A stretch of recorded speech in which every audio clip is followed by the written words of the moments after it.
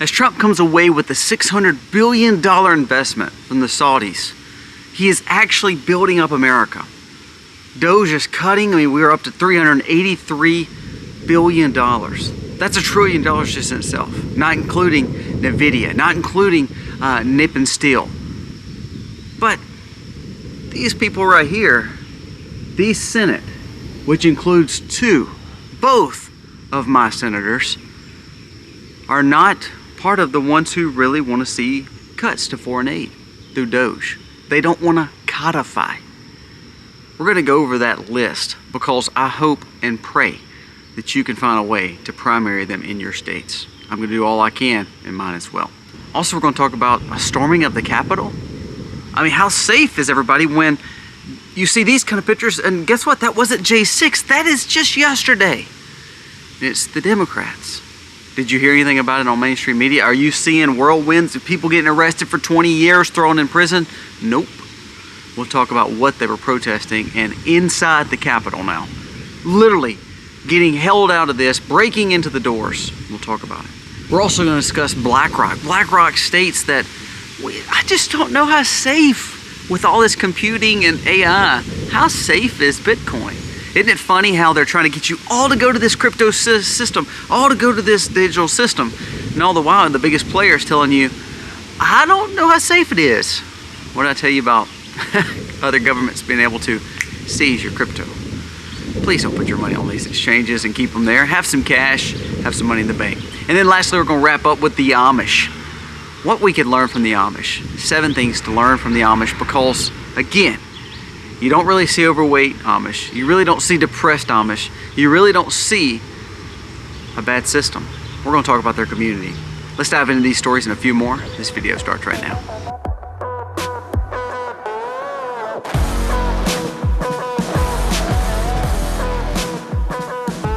Hey guys, welcome to the channel. Man, that was a lot in the intro, wasn't it? Now let's jump into this story real quick. I want to make sure that we go over all of these. And remember, if you did not catch the live earlier, we did a live. We've been having about 5,000 to 10,000 join our lives. Remember, our lives are all about you asking questions and us talking through a lot of the things when it comes to sustainable living, prepping, my thoughts on certain things, my opinions. Please go check the live out and please join us each and every time we do those lives. We really want to emphasize community. That's the key. Now let's jump into these stories. Now Trump is in his second day and he's with the Qatari people today, but he was with Saudi Arabia yesterday. Now the reason I want to bring that up is not really that anything's happened other than the fact that he's built a $600 billion investment from the Saudis and actually has cut some of the situations with some of the other Middle East. I think what he's trying to do is develop peace. And do I believe that region will ever see peace? No, but I do believe that having investments and having a few friends over there is not a bad thing. Now, the point of what I want to bring up, though, is while he's doing America's deeds and America's business by growing the economy by adding $600 billion, Doge is cutting, we're up to like 387, so that together is $1 trillion. Let's talk about the senators who did not codify, that does not want to codify the spending cuts to Doge and what they've talked about in saving money. Now, why? Well, because again, I think you need to see their patches and see who's supporting them. Let's go over the names because if any of these people are your Senate, you should please do everything you can to get rid of them. Barrasso, Boozman, Capito, Cassidy, Collins, Kramer, Crapo, Fisher, Graham, that's dog, Grassley, Hoeven, Hyde Smith, which is my senator. I literally saw her in the local Walmart. Again, she's from my town. And I know her personally. I'm gonna definitely reach out to her. Lankford, McConnell, McCormick, Moran, Mullen, Oklahoma. You know, he speaks big game, but dude, he's just a sleazy politician. Murkowski, of course, Ricketts, Rounds, Scott, Tim Scott. He's over the Republican. He's like the third in control of the Republican Senate. Sullivan, Thune, what a wiener. Tillis, Wicker, which is my other senator, and Young. You know what this shows? This is a bunch of rhinos. I bet you money if you dug into their pockets, I wonder how much money they actually have taken of ours that they shouldn't have taken. They should be utterly ashamed of themselves. It just blows my mind. Commentator says every one of these should be investigated to find out where they make their money. Now let's dive into another story. This is from Amuse. It says, insurrection, Democrats storm the Rayburn House office building during congressional hearings on Medicaid cuts. They disrupt proceedings. The hallways were chaotic, filling and shouting and chanting at Capitol Police. And guess what? The Capitol Police were told not to arrest the Democrats. They were told not to arrest anyone. Let them go. Let them just do what they want to do. I'm telling you, go look at the footage. I mean, they are literally like banging on the doors, trying to actually interrupt the business of Congress. But we allowed them to do it, and J6 was such a big deal. I mean, this day should live in infamy, right? It should live in infamy. That's what we always hear. But no one talks about what happens when the Democrats storm the Capitol. Go look at that video. It'll blow your mind. There's also something that I think the Democrats are going to be up in arms. There's multiple sources showing that there could be some major problems in Minnesota. Tim Walz says Minnesota. What's going to happen in Minnesota? Listen to this. Multiple sources are telling the local news source and Governor Tim Walz that Minnesota National Guard may be needed. Mayor Jacob Free and the Hennepin County Sheriff Department has been briefed in preparing for what? Civil unrest, because there's word, and again, it's just rumors, allegedly, that man right there, Chauvin, could be pardoned. Dude, you talk about unrest at the Capitol. It would be unrest in Minnesota. You would have riots all over again. This is the man that if he gets pardoned, and I know he's got state crimes to deal with, so he'd get pardoned from one federal, and then the state he's not going to get pardoned from. But if he gets pardoned from these crimes and gets a pardon from Trump, oh my gosh, the Democrats are going to lose their mind. You talk about civil unrest. It says multiple sources told the governor's office, the National Guard, the mayor, the sheriff department to get prepared for possible civil unrest. Isn't it sad that in Democrat cities they have to prepare, they have to call in the National Guard, they have to prepare the troops, they have to give briefings on security because they're that dangerous and deadly in these cities. There was a guy that was from New York, and this is not New York, this is Minnesota, but there was a guy from New York. He said, I've lived in New York my whole life. He said, nowhere in New York is safe now. He said, because we've allowed these Democrats to lead our nation and they've destroyed our cities. And this is just another prime example of what's happening in DC and now what could possibly, allegedly, be happening in Minnesota. What a whirlwind of story. You talking about not talking about the Middle East. You talking about not talking about Ukraine. You let Derek Chauvin get pardoned. Wow, it's going to be a big deal. This is a story from Cointelegraph, and it was published by Zero Hedge. It says, BlackRock flags quantum computing as risk for Bitcoin ETFs. Now, the whole point of this article, it shows that emerging technologies, including quantum computing, could potentially render the cryptography securing Bitcoin and other blockchain networks. Basically what he's saying is, well, with all this technology, and we're putting our money and our value and assets on technology, is technology safe? It's funny how they're saying that. Here's my thoughts, and I'm just being completely honest when we talk about crypto and digital assets. If we put everything we own on digital platforms, on crypto assets, on cards, on blockchains, on anything that's not tangible in your hands, tangible in your wallet, then you are at risk of losing every penny you own. Right now you have money in the bank, money in accounts, money in the stock market. If all of a sudden a grid collapse happened, do you believe you're going to get any of that money? And they're like, Kobe, I got to see a grid collapse for a long time. Okay. What if all of a sudden your bank has struggles and they lock the doors? Call it a bank holiday. What if all of a sudden someone uses cyber attacks and attacks your personal money? Don't say it can't happen, because it can happen. I've had little accounts where crypto.com or PayPal or certain apps like that would lock up a few dollars that people were paying us with years ago. I mean, again, some of that money's still on those exchanges because I couldn't get them off because they wanted every part of my DNA. They wanted a biometric scan. They wanted a driver's license, front and back. They wanted to know my address. They wanted to know everything about me.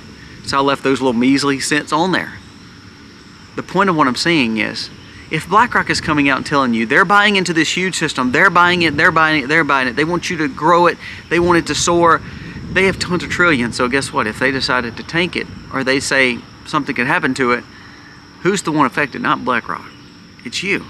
Your money.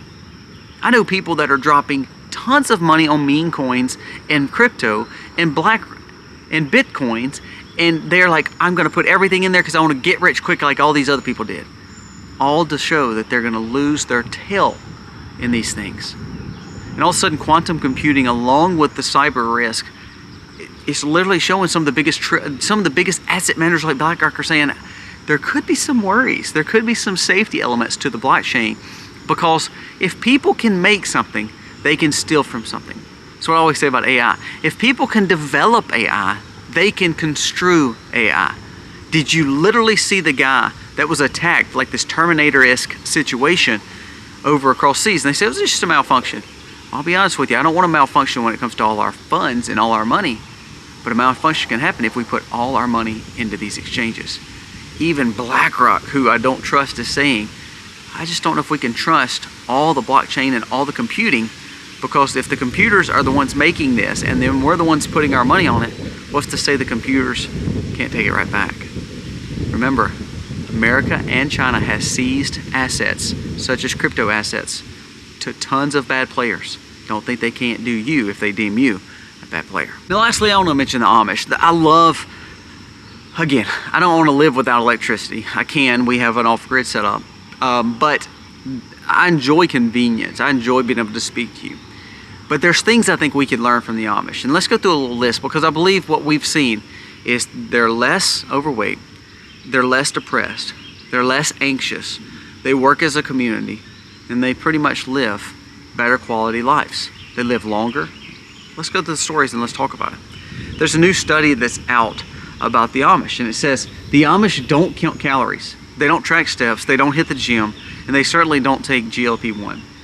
But they are leaner, healthier, and live longer than most Americans. What is their secret? And this is from a guy on Twitter. He says there's several reasons why Amish are outliving most Americans. It says they move all day, they work, and they understand the importance of building up their livelihoods. Remember, they don't have a lot of conveniences, so they typically utilize their legs more like we're supposed to. They farm and they garden. I think of my wife. My wife, you know, we grow these gardens. Of course, I grow a ton of the big gardens, but she works in her kitchen garden. And my wife is actually considered a homestead mom. She stays at home, but she works harder than I bet most women. Like, some of her step counts are around 12 to 14,000 easily a day. And that's from being home. You know why? Because she sees the importance of growing her own food. She sees the importance of teaching her children. She sees the importance to enjoying that time outdoors. Things that we can learn from the Amish. Men, again, not that you always have to be physical and go take a hammer and build this barn. I didn't say that. But there's times that it's okay to work a little bit. If you work a desk job, why don't you try to stand up a little bit? If you work a desk job, why don't you not eat the fast food today? If you work a desk job, take your lunch hour and just walk around your building and get a little bit of aerobic activity. It's amazing how much, if we just learn to move, we would actually feel better. If you're not working out or you're not running, I think you should, because it makes us better. It makes us look better, but it makes us feel better. That's the key. They eat high carb, high fat, eat whatever they basically want, but they still stay lean. Why? Their meals are full of homemade breads, butters, lards, potatoes, pies, but all of it is whole foods, no preservatives, additives, and bad oils. Think about it. That's like us. None of my children, and again, you know, they're healthy. God's blessed us with 6 children. They're active. They all go outside and run around. They still have things. I mean, they can still play a Nintendo when they've done their chores. They still get some time to listen to music or to just lay around. But to be honest with you, they're very active. They like to swim. They like to go outside and swing. They love to play foursquare. They love to go out to the activity center and play basketball or play tennis or whatever it may be.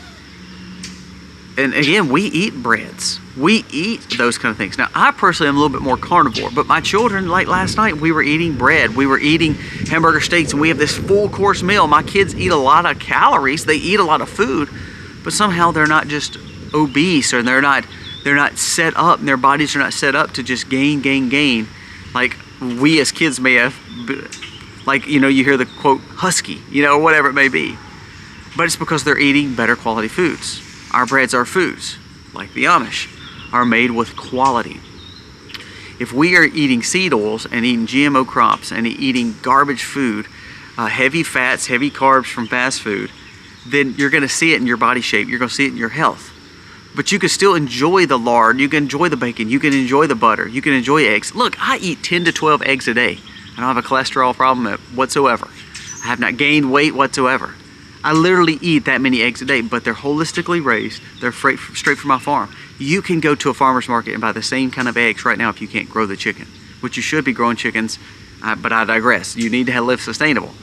But that's what the Amish is showing, that I mean, my wife and my daughter, Selah made cookies again last night. She makes the dessert almost every day, and everybody eats it. Not me as much, but everybody else eats it. But it's made with holistic, good quality foods.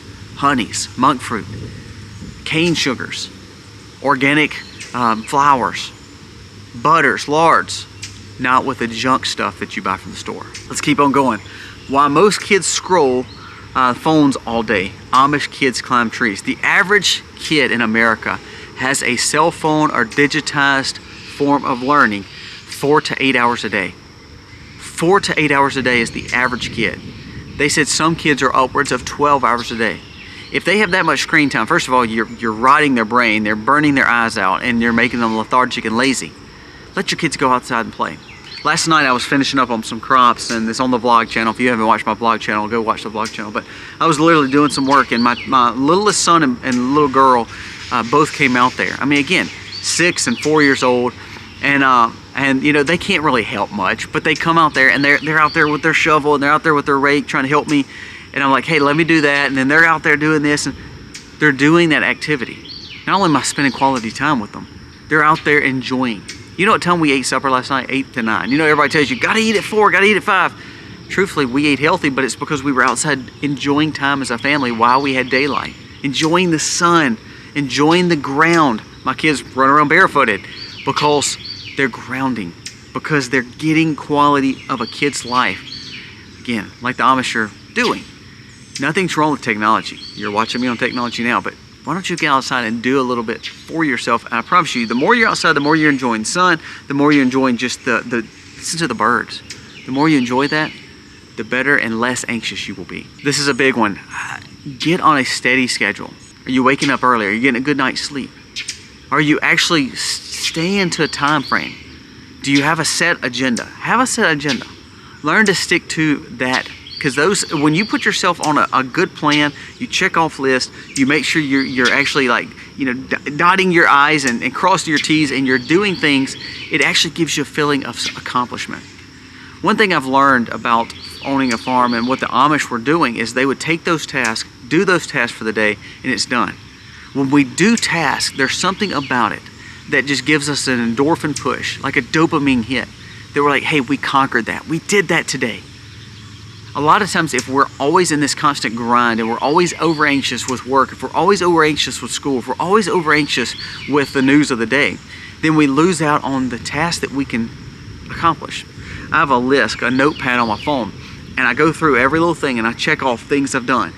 And that little check mark and seeing it erase and seeing the next to-do list come down, it's like, man, I was successful today.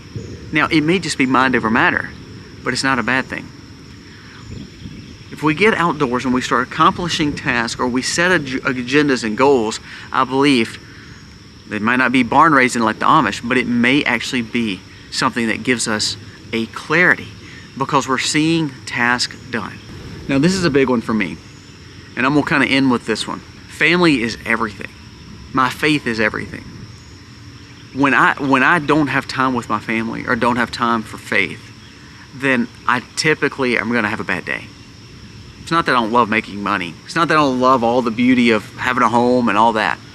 But it gives me no satisfaction like being able to be with my family. Being able to enjoy my faith. That's one thing the Amish, of all things, have right. You may think it's crazy in the way they dress. You may think it's crazy in the way they live. But one thing they give time for is family and their faith. If I could challenge you to, on the end of this video, you've got worthless congressmen, you've got storming the Capitol, you may have riots in the cities, all that. The truth is, though, if you put your faith in God and you love your family and you do everything you can to spend time with them and you devote time with them, if it's movie nights, if it's pizza nights, if it's simply just playing card games, if it's playing Uno, if it's going outside playing Foursquare, if it's literally just sitting around and shooting the bull, there's nothing wrong with any of that, because you're doing it as a family. I used to love having a structured bedtime for my children. And the older they get, the more they like to stay up and kind of just watch TV, especially when my little ones go to sleep. The other 2 or 3 stay up. And I've learned to enjoy that time, because I may not have that time forever. The kids grow up quick. So there's even times Misty may say, hey, look, I'm gonna go into bed, or I'm gonna go take a bath and get ready for bed. And there's times, of course, I enjoy spending with my wife. Of course, we're going on a date today. We have a set date every week. And it may not be spending money going to this big abstract restaurant. It's just being together, talking. But for instance, I've been enjoying the time with my girls. They've been loving to stay up at night, and so we've been watching to me, the dumbest shows, but they enjoy watching them, so I want to spend time with them. We were playing Uno the other night. Last night, one of my girls needed help making cookies, so I go in there, I'm like, oh, they're great. I'm not a big cookie eater, but I want to build her up because she is enjoying cooking. When we learn that faith and family is actually the root of happiness, then we see that all this other stuff can easily come. And we can handle it. It's not about fear. It's not about worry. It's not about stress, not about anxiety. If we get anything from the Amish, it would be those. Guys, thank you so much for watching. Let me know your thoughts. Again, check out the live from earlier. Check out the other channel, Life with Colby Mack. I'm posting a lot on that channel. That's vlogging. We're showing you what we're doing on the farm and sustainable living. It's inspiring. If it's not more than anything, you get to see some animals, hear some sounds, and see a family that is trying to do the best they can. Live vicariously through us, raise our food, and we hope we can encourage you to do the same. Guys, thank you for watching. God bless.